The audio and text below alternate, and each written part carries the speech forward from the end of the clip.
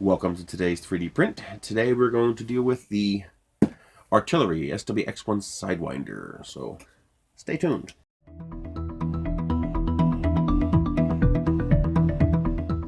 You may be saying to yourself, isn't this TH3D Studios printer? No. TH3D Studios coming out with something called the EZ300. It's based on this chassis. It turns out that it was actually cheaper to buy a ready-made glider chassis, meaning just the aluminum extrusions, than it is to have your own cut, because they can do it a lot cheaper over there. So he is buying the gliders. In the auto industry, we call them gliders, when you buy just the chassis of the car without all the guts in the drivetrain.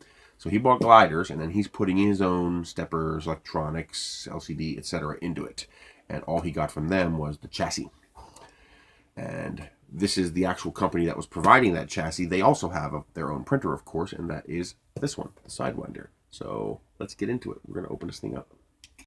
I love it when they include these cardboard inserts to protect the corners inside the box from crush damage. It's very good, and I also love it when they use this nice high-density foam. It's good stuff, and I think this is upside down. Here we go. Inside the package, you have a nice toolkit. I'd like to see more companies do things like this. I like the idea of that. It's just a neat idea. We're going to go into this later. But Creality, TiVo, G-Tech, you guys should do something like that too. It probably cost you, 25 cents per printer, but I think users would like that, especially the higher end machines. Blue anodized, 20 by 60 X and Y axis rails, nice and heavy duty. And this is direct drive, not Bowden. So that's going to be interesting. So here's the inside. You have your 8 amp power supply, your MKS Gen L board, I believe someone said it was. There's your daughter board for the LCD screen, which is a color touch screen. Another breakout board, daughter board for the fans. So these run to here, and then these run from here. Your ribbon cable connection here out to the machine. Your SSR, which connects directly to the IEC. Now, you're saying, wait a minute, how do you run a 334 printer off an 8 amp power supply? Because printers don't take a lot of power. And the heat bed takes a lot of power. So this is more than enough to run the printer. It's probably twice what it needs. And the SSR connects directly to your input mains connection, and this simply tells the SSR to turn on or off. So because the heat bed is not being run through the built-in power supply, it doesn't need to be huge. You can have a nice little tiny power supply that's passively cooled, so it's quiet. 40 by 40 rails in here, 20 by 40, 20 by 40, 40, 40, 40, 40. So this frame is super strong. I do like that a lot. And that's important since it's direct drive. Ooh, that's loose. The bolts for the fan were a little loose. The gantry for the printer has these, you can see these channels are attached here. So that this cable rolls up and down like this, kind of like a Sidewinder. So that name kind of fits. Same thing here. This cable, well packed. That's good. This will plug into here. It is I'm assuming a copy, but a Titan extruder. It should be plenty filament, flexible filament compatible, since they have the PTFE tubes in there. We will confirm that later, of course. It's interesting that the X-axis is mounted vertically instead of horizontally, as is typical.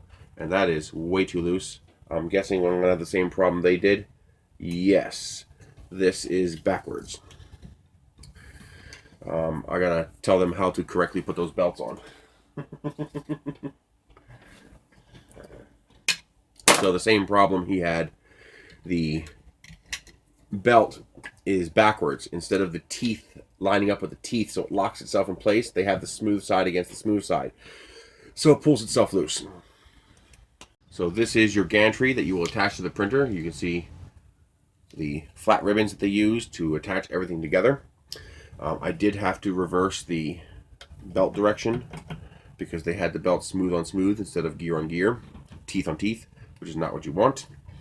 I do not like the fact that the cooling fan is on the front, because now I can't see my nozzle. I would have preferred them to rotate this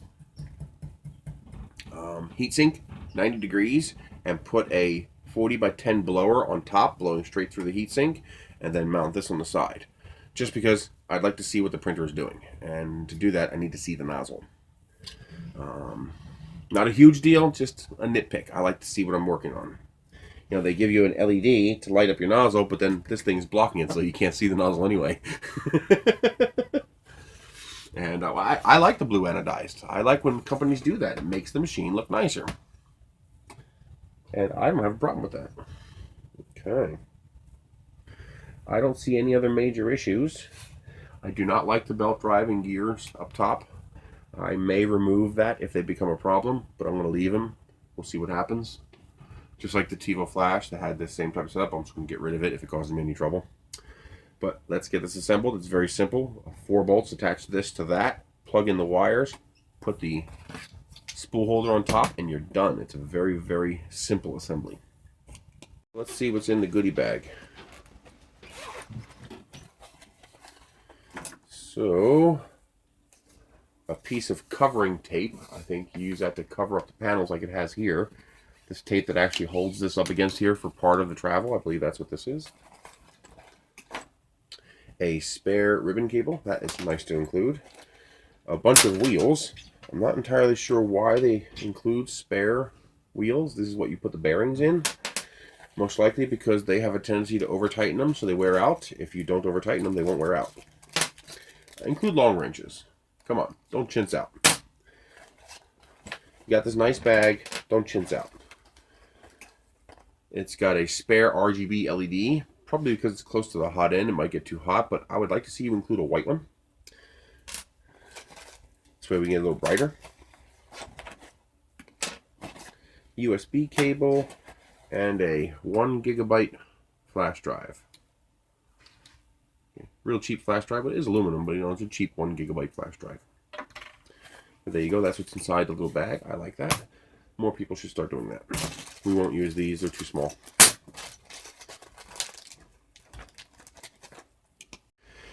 So, gantries installed, 4 bolts through the bottom. Machining was top notch. I was able to thread them all the way in by hand, which is really nice. Of course, you can only get in so far, then you have to use the wrench. Don't forget to put the, as per Rui Raptor, you have to put the end stop here for the Z-axis on the right hand slot, not the left hand slot like the directions indicate, because otherwise your X-axis will bump into it when it's at its lowest point. Because obviously this has to come up quite a bit higher. They don't have a cover for this. It'd be nice if they had a cover for this. They went through all this effort to have everything neat and have covers on everything, and then they don't have a cover on this. So I would suggest, artillery, that you put a little cover on here, just to continue that theme of everything's covered and neat. So put a cover on there. Is it possible to... Alrighty, everything is plugged in. We are booted up. This fan is pretty noisy, so I will be replacing this fan with something quieter. It's got a high pitch I don't like. The hot end fan is not going at all, though it may be thermally controlled, so it might only go when it gets hot.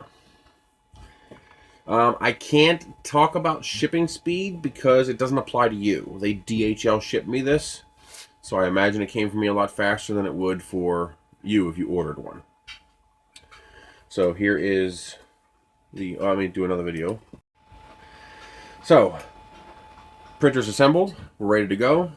Loaded some filament, built the spool holder, filament detection is working. I see a little LED on there.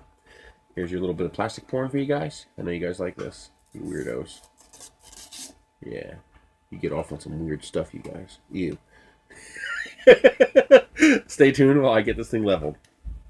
Up with some extras, you have your spare ribbon cable, you have your spare wheels, which you should not need if you correctly loosen them so they're not over tight. It came with the crappy wrenches, which I didn't even use, but I'll toss them in the bag here. Spare RGB LED. I did not use the lock washers for the frame. And a spare bolt, which is nice that they include that. And the USB cable. But it's nice to be able to have all of that in here. Where is the tape? Here's the tape. The fabric tape. Okay. So all the little goodies are in there. Let's see what's inside this bag. Can't be anything else but a Marvin. You have to print a Marvin first. Okay, I already did all this. Slicer preparation. Okay, halfway decent instructions. Let's see what this says. Spool holder, sensor, power cord.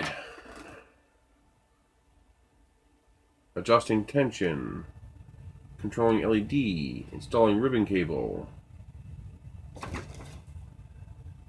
That was all good.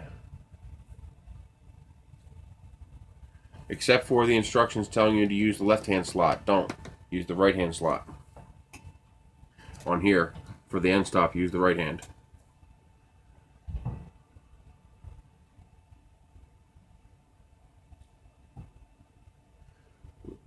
Oh, there's two ribbon cables there. You have a 30-pin ribbon cable, and you have a 20-pin ribbon cable. So there is a larger ribbon cable going inside here. So it can probably dedicate 10 full pins to the heater cartridge. Okay. I do like the fact that the instructions are probably small enough to fit in here. I hope they fit. No, they do not. Okay, so you're going to have to fold it again. But if you fold it a second time, they will fit. There we go. So everything fits inside the bag there. Let's level the bed. Alright, we have it leveled. We are printing. I am going to replace the wheels with my larger wheels that I bought really cheap. I got a whole bunch of these. So I'm going to replace the wheels with the larger ones, but so far so good. The noisy part is this fan on the board. This one's pretty noisy, these two fans, so I am going to replace them with quieter fans. Otherwise, this thing's pretty darn quiet. I just got a shower right before the stream, so my hair is like crazy. The LED, you can turn that on and off. So you can see I can turn that on and off there.